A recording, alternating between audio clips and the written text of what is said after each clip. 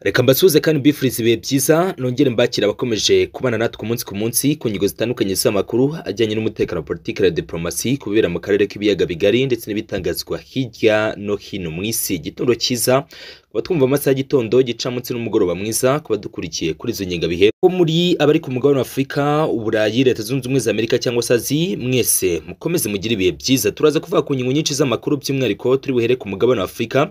Ndakubwira ko Burkina Faso ya Kapiteni Brahim Traoré yamaze kugirana amasezerano ya nucleaire n'igihugu cy'Uburusiya mu kigo Rosatom gisanzwe kigenzurwa na leta y'Uburusiya mu buryo bwujuje na kurindi. Iki gihugu cya Burkina Faso cya Kapiteni Ibrahim Traoré gikomeje gushimangira ko cyatanye umubano n'ibihugu byinshi byo mu burengerazuba bw'isi, uhereye mu bihugu by'abakolonije birimo Ubufaransa ndetse na Leta Zunze Ubumwe za Amerika n'ubwami bw'Abongereza, bivuga rikumvikana kuri ubu butaka bw'abaturage b'inyangamugayo nk'uko bakunze kwiyita Land of Upright People. Turaza kandi gukatira mu burasirazuba bwo hagati. Ibitero biracyumvikana mu mijyi ikomeye imbere muri Israel, ari nako kandi ku rundi ruhande Iran nayo ikomeje kugenda igabwaho ibitero bikomeye cyane mu murwa mukuru Tehran, by'umwihariko mu cyerekezo cy'uburengerazuba bw'uyu mujyi. Amakuru mashya dufite kuri iyi ngingo nashimangira ko amato ya gisirikare ahambaye y'Ubushinwa garagaye mu kigobe cy'abaperse. Abashyize hanze amakuru by'umwihariko inyandiko za The New York Times ziremeza ko Ubushinwa bumaze iminsi bwihanangiriza cyane Leta Zunze Ubumwe za Amerika n'abafatanyabikorwa babo mu rugamba kwirinda gutangiza ibikorwa bya gisirikare kuri Iran.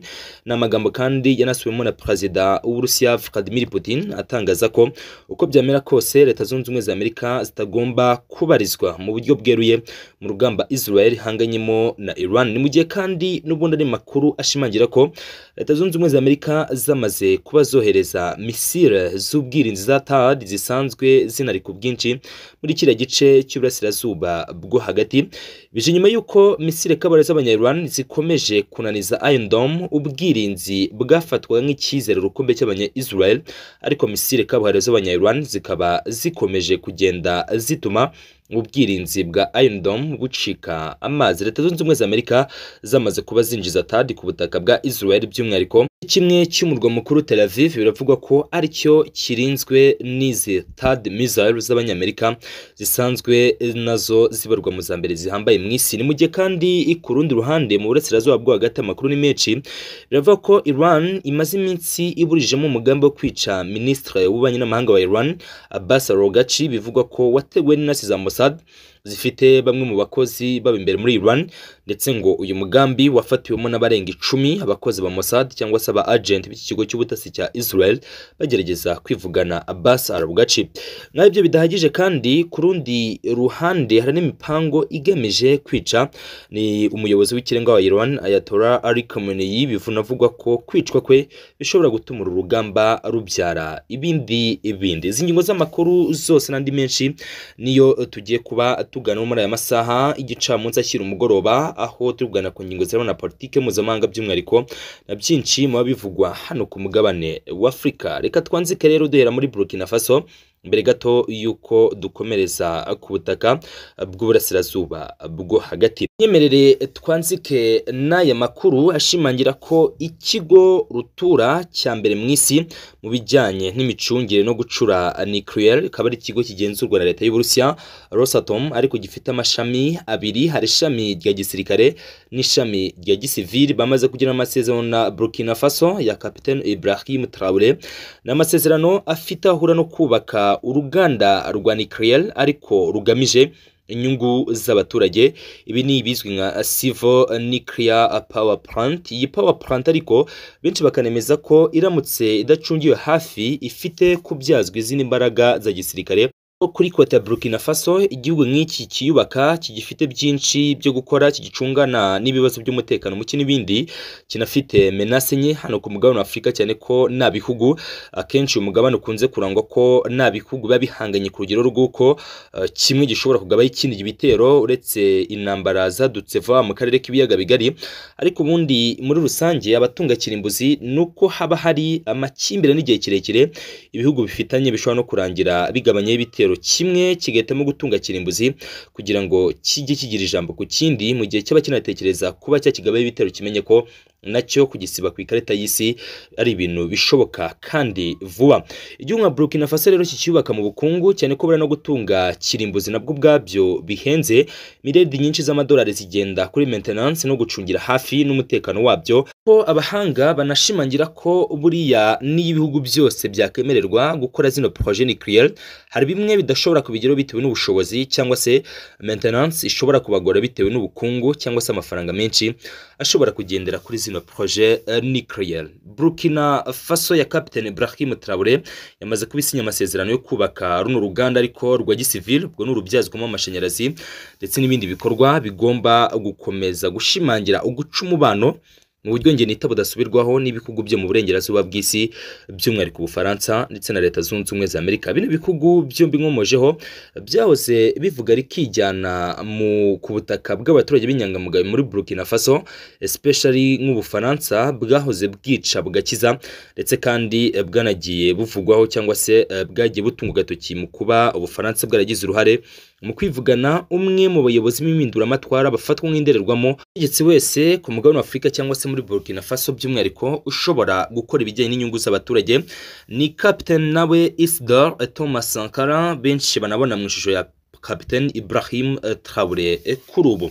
Ni intambwe rero ishimishije ndetse yongera gushimangira hegemoni y'Abarusiya hano ku mugabane wa Afurika, cyane ko Uburusiya buri kurwana n'igitutu cya Leta Zunze Ubumwe za Amerika mu kuba bagenzura ibice byinshi, baragenzura ibice byinshi muri politike z'ubucuruzi, muri politike z'ubukungu, igisirikare ndetse n'ibindi, ariko by'umwihariko no ku ruhande rw'igisirikare nakubwira ko Captain Traoré acungirwa umutekano n'itsinda ry'aba Wagner, bamwe mu bari mucungira umutekano harimo Abanyaburkina Faso of course, ariko harimo n'irindi tsinda rigari ry'abaturage b'Abarusiya abo mu kigo cyigenga cya gisirikare cy'abacacuro cya Wagner, harimo kandi n'abandi bakomando bihariye yoherejwe na Perezida w'Uburusiya Vladimir Putin. Iby'amakuru y'ubutasi nabyo nuko bihagaze muri rusange, ni Burkina Faso n'Uburusiya bikomeje kuba gati gasobekeranye, ari nako bahangana cyane, banarisha umutima ibihugu byo mu burengerazuba bw'isi biri mu Bufaransa ndetse na Leta Zunze Ubumwe za Amerika. Igihe cyose batungiye cyangwa se igihe cyose bagenzura Burkina Faso, ibikorwa by'iterambere ndetse n'ibindi bikorwa byose bigamije inyungu z'abaturage bikaba biri kugaragara kuri ubu, ari uko nyuma gato yuko Captain Ibrahim Traoré agiye mu mujishi cyangwa se afashe ubutegetsi biciye muri coup d'etat muri Burkina Faso. Ngaho gukora iby'amasezerano hagati y'iki kigo Rosatom ndetse na Captain Ibrahim Traoré cyangwa se na Burkina Faso ya Captain Ibrahim Traoré, umushinga mugari wa nucléaire ni umushinga biteganyijwe ko ushobora kumara imyaka hafi 4, ariko muri iyo myaka 4 igice kimwe kikaba cyaratangiye kubyazwa umusaruro ni za reactor nyinshi. Byinshi wamenyereye kuri kino kigo cya Rosatom cy'Abarusiya nago ku mugabane wa Afurika nagari Burkina Faso gusa, ahubwo ni ikigo cya Rosatom gisanzwe kinafitanye amasezerano na Misiri. Iyi Misiri ngira ngo mwabyumvishe iby'urugomero rwa Erdaba cyangwa se ibya runo ruganda rwa nucléaire rwa Erdaba, ndetse nanabibutsa ko iyo Rosatom y'Abarusiya iri no mu masezerano cyangwa se ishobora kubaka nuclear power plant nk'iyi ku butaka bw'u Rwanda. Amasezerano yagiye avugwaho cyane, nabyo wenda ku mugabane wa Afurika n'ahandi wamenya bafite projet bagerageza cyangwa se bashaka kubaka, ariko nyiri muri Misiri yagiye ivugwaho ko Erdaba ishobora kuzabyazwamo ingufu za gisirikare. Misiri isanzwe ari igihugu gifite igisirikare gikomeye bitari ku mugabane wa Afurika gusa. Nekereza ko ku mugabane wa Afurika Misiri iza mu bihugu bibiri bya mbere bifite igisirikare gikomeye, habe mu bushobozi bwo kwiyubakira zimwe mu ntwaro nk'ibifaru by'intambara, zimwe muri misile, amadrones ndetse n'ibindi. Misiri ibarwa nka kimwe mu bihugu binafite ibisirikare bikomeye mu isi. Numva ko ku mugabane wa Afurika rero ikirabarwa mu bya mbere niba ahubwo atari icya mbere. Iyi Rosatom rero inafite imishinga muri Turki kwa Erdogan, muri Bangladesh, bafite imishinga muri Hongria, mu Buhinde, muri Belarus, mu Bushinwa, muri Iran ndetse n'ahandi hagiye hatandukanye. Mbibutsa ko iyi Rosatom ari nayo ifite abakozi barenga 500 b'abahanga mu bya nucléaire muri Iran, bafashaga ubutegetsi bw'ikirenga bwa Ayatollah Ali Khamenei muri Iran mu kuba bakubaka zino site nucléaire. Ndetse kandi Uburusiya bwanamaze no kutangariza Israel ko nirasa ku kigo kirimo abakozi babo bakicwa iribuze kuba ikura n'isanganya rikomeye cyangwa se ishobora kutamenya igishobora kuba kikubise. Ngaye nguko rero iby'umugabane wa Afurika ndetse n'iki kigo cy'Abarusiya kiyemeje kuzamura idarapo ry'Abarusiya mu ihangana rikomeye cyane n'ibihugu byo mu burengerazuba bw'isi. Reka nkomoze kandi mu burasirazuba bwo hagati, ndabizi ko mukurikiye cyangwa se mukeneye kumenya amakuru yaho muri benshi. hano mu burasirazuba bwo hagati rero nta kindi kiri kuhavugwa, ni ibitero bikomeje kumvikana ku mpande zihanganye, ndavuga uruhande rwa Israel ndetse n'uruhande rwa Iran. Mu kanya gato byavuzwe ko hamaze iminsi hagaragara amato y'intambara rutura y'Abashinwa ari mu kigobe cy'Abaperse. Hari haba ibigobe byinshi, hari umwinjiro wa Hormuz, hari ikigobe cya Oman ndetse n'iki kigobe cy'Abaperse ni nacyo kigobe kinini navuga mu burasirazuba bwo hagati. Amato rero y'intambara si ubwa mbere kuko no mu kwezi kwa gatatu yari ahari, murabizi hari imyitozo ihuriweho Ubushinwa, Uburusiya ndetse na Iran bakunda gukorera mu kigobe cy'Abaperse cyangwa se hari mu mwinjiro wa Hormuz. Bakunze gukora imyitozo ya gisirikare ihuriweho igamije kuzamura ubushobozi n'imbaraga ku mpande zombi. So biravuga rero ko ayo mato y'intambara yongeye kugaragara mu minsi ya vuba aha, mu gihe n'ubundi Ubushinwa maze iminsi busa nkaho bwihanangiriza cyane ndetse na Leta Zunze Ubumwe za Amerika. Kimwe mu byo bari kubihanangirizaho ni iki, baravuga bati mushobora gukora za operasiyo zanyu kuri site militaire na site nucléaire, ariko mwirinde ikosa ryo kuba mwahitana cyangwa se ngo mwivugane umuyobozi w'ikirenga wa Iran Ali Khamenei. Ni nabyo kandi mbona abategetsi benshi na Trump ngira ngo baherutse kuvuga ko yabuje Israel kumutagetinga cyangwa se kumushyira mu gipimo. Abayahudi ubwabo mu byifuzo byabo Netanyahu yifuza ko na Ali Khamenei yashobora kwicwa, cyane ko nagarutse mu makuru avunaguye ko bagerageje kwivugana Al-Baghashi ni minisitiri w'ububanyi n'amahanga, ni diplomasi ya Iran babashyize hasi. So mbere gato rero y'ibi ngibi Ubushinwa, tugikomeza ku Bushinwa mbere yuko dukomeza ku zindi ngingo, aya mato yabo y'intambara yagaragaye mu kigobe cy'Abaperse ntago bizwi neza icyo aje gukora, cyane ko n'imyitozo ihuriweho ihari, ariko hanini muri ano mazi magari hari ubwo ibihugu by'ibihanganye mu isi byoherezamo amato yabo y'intambara, ndetse bikanavuga ko ukurikije uko Ubushinwa, Uburusiya ndetse na Iran na Korea ruguru bari mu cyitwa Crinks, navuga ko ari conspiracy block itarashyirwa hanze ngo byemezwe, bari bashaka gukora block ishobora kuza guhangana na block yabo bifuza ko yahangana ubundi ku ruhande rumwe na OTAN mu Burayi. So kugeza kuri ubu ngubu rero icyo ukwiye kumenya hano ni uko muri rusange ano mato y'intambara y'Abashinwa kuba ari mu kigobe cy'Abaperse bifite byinshi bisobanuye, ariko ntibizwi neza icyo aje kuhakora. Ntabwo bizwi ko aje gusapotinga Iran cyangwa se ari muri gahunda zisanzwe zo gutembereza amato yabo y'intambara mu mazi magari, ariko icyo yabaje gukora cyose n'ubundi Ubushinwa bushyigikiye ibitekerezo byo kugaba intambara kuri Iran. Mu gihe bya binakozwe biragaragara ko bashobora kwita bafata iya mbere bagatabara, niba ariko twabivuga cyangwa se shimangira. Mbibutse ko Taiwan uyu munsi yavuze ko yabonye indege zirenga 50 z'intambara z'Abashinwa ziri ku hafi y'ikirwa cyabo. Taiwan ikavuga iti Ubushinwa busa nkaho mu by'ukuri buri kugerageza kutwinjirana.